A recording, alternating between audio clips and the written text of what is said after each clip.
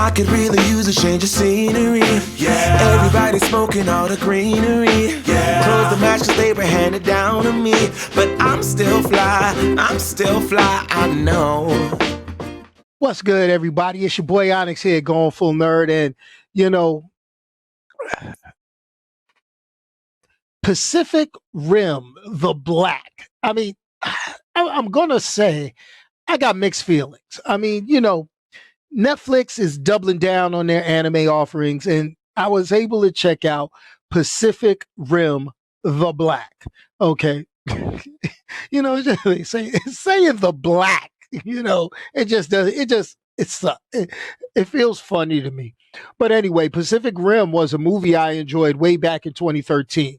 I mean, it had giant monsters known as kaiju, giant robots, special effects that look good on a big movie screen and on my home theater system.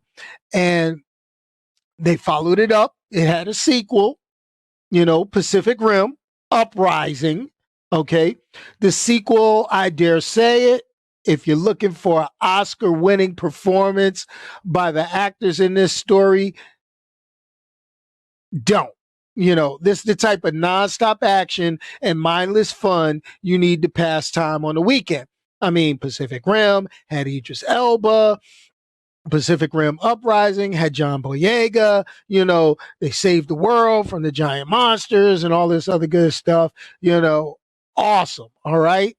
Now, here's the thing. I think I gave Pacific Rim and Pacific Rim Uprising both 3.5s.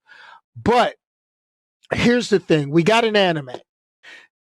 What is this animated series gonna get on the Going Full Nerd scale? I mean, the official synopsis is Pacific Rim, the Black. I don't know why I'm saying it like that, but it is what it is. I don't know. But Pacific Rim, the Black is an original anime series that is supposed to expand upon the story of the first two live action movies. Okay. As I said, they're both 3.5s. Set in the far future, a race of monsters called kaiju arise from the Pacific Rim and overrun the continent of Australia. Humans build gigantic armed robots known as Jaegers to fight back, but they fail and the continent is abandoned, leaving only isolated pockets of survivors. I mean, didn't Australia start off as a penal colony that nobody wanted to go to anyway? Okay, whatever. History, look it up. I don't know. I'm just a guy on the internet. So here's the deal. Teenage siblings Taylor and Haley Travis are left behind by their parents. Oh, let's call CPS for this shit. All right, who leave to combat the kaiju but never return. 5 years later, I think they might be gone. They might be gone, player. Okay, Haley stumbles across a long abandoned training Jaeger called Atlas Destroyer, which she and Taylor activate and set out on a quest to find their parents. They not only have to deal with the marauding kaiju, but other survivors who are also fighting for survival and an attempt to seize the Atlas Destroyer Jaeger for themselves. Okay. So what they left out the official synopsis is Taylor and Haley fucked up. Oh, that's a spoiler. My bad. They fucked up, got everybody killed. I'm sorry I gave that to you like that. You know, spoiler warning, but it is what it is, okay? So here's the thing.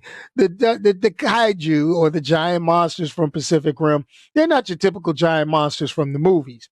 They're smart, they're calculating, and they evolve quickly. You know, as I said a long time ago, these movies are a fun touch on the old giant monster movies of yesteryear. I mean, this is not, you know, Godzilla and Godzuki in the rubber suits fighting another guy in a metallic suit, like, you know, remember the old Godzilla versus Ultraman? Whatever. Okay.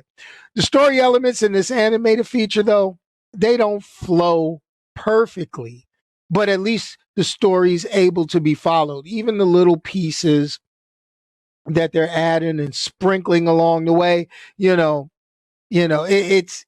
could be followed. It's not that bad. All right. It actually falls under, it's animated, but no way 100% okay for young kids to watch. I mean, I guess that's why they call it anime and not a cartoon, right? Right? Okay.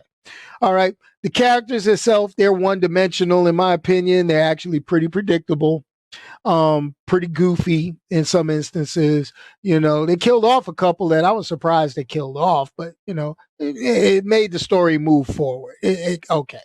The action sequences are pretty good, and that should be expected with anything where you put in giant robots. Okay. But bottom line. So, in my humble opinion, agree or disagree, the first season is slightly weaker than the live action movies, okay? But if you like this genre, go ahead and check it out as a casual watch. Pacific Rim, The Black. And it almost sounds rude when I say it, The Black. Pacific Rim, The Black. Okay. All right.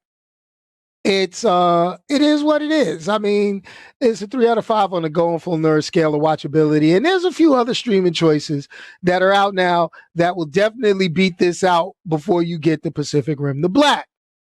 But it's not over. All right. This is the first season. It's not over. It has fans. Okay. Sorry if I made some of you fans upset by giving it a 3. But it's already binged by enough subscribers around the world.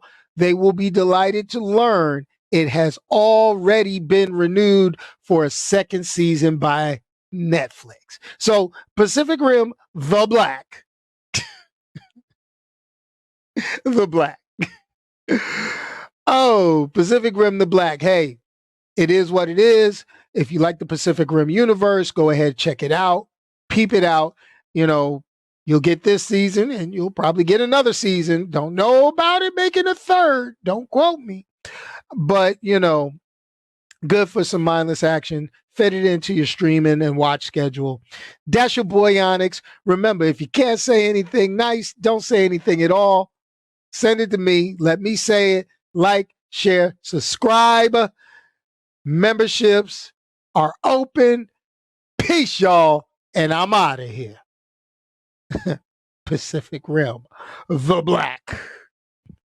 That just sounds so nasty for me. It's why has everything got to be The Black? Why can't it be Pacific Rim Outcast? Pacific Rim Outback? No, it's got to be Pacific Rim The Black. Anyway, I'm done. Say it with your chest now. Say it with your chest now. I'm young, I'm free.